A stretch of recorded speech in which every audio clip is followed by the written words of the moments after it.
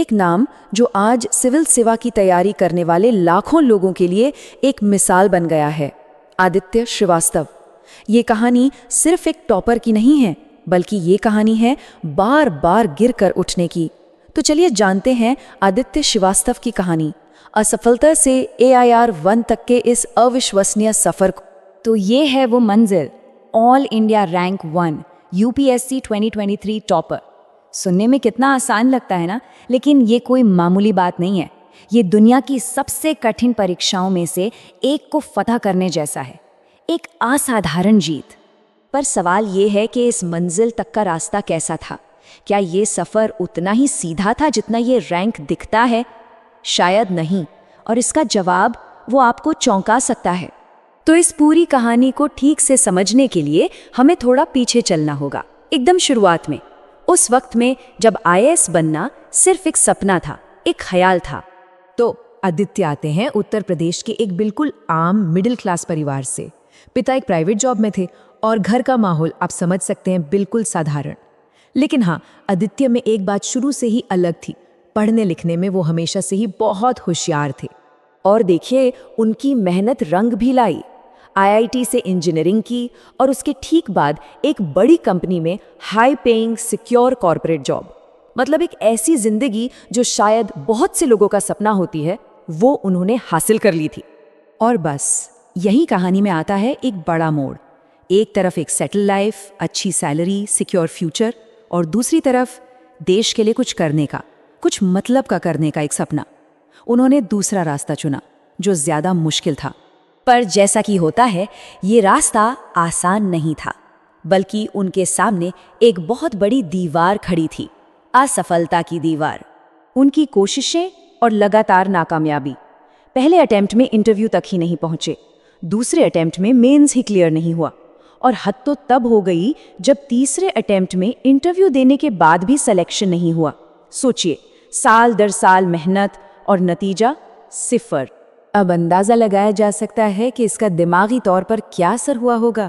जबरदस्त mental pressure, खुद पर शक होना कि क्या मैं इसके काबिल भी हूँ, और ऊपर से समाज का दबाव, दूसरों से कंपैरिजन, ये सब मिलकर किसी भी इंसान को तोड़ने के लिए काफी होता है।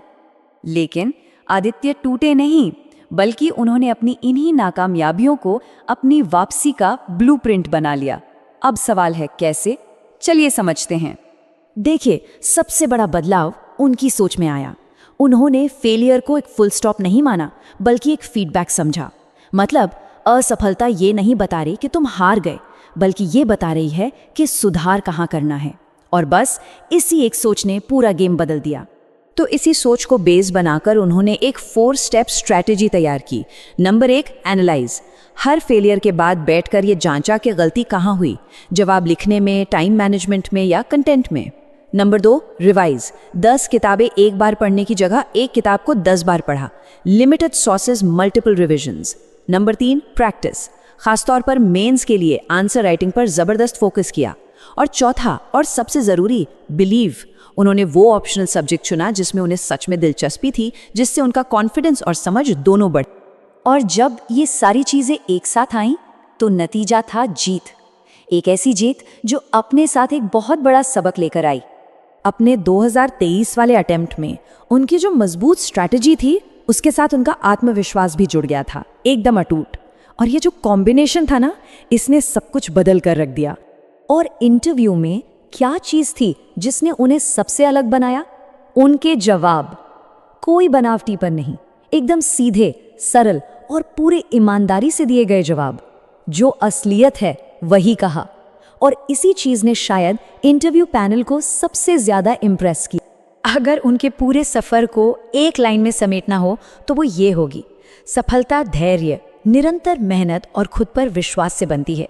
ये सिर्फ एक कोट नहीं है, ये उनकी सालों की तपस्या का, उनकी पूरी कहानी का निचोड़ है। और आज एक IAS अफसर के तौर पर आदित्य अपनी ईमानदारी, अपनी संवेदनशीलता और उनके सिटीजन सेंट्रिक अप्रोच के लिए जाने जाते हैं।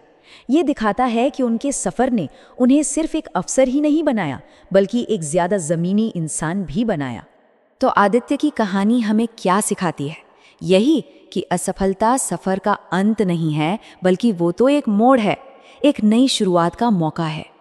ये कहानी एक सवाल छोड़ जाती है कि किसी की भी अपनी कहानी में असफलता उसे क्या सिखाएगी।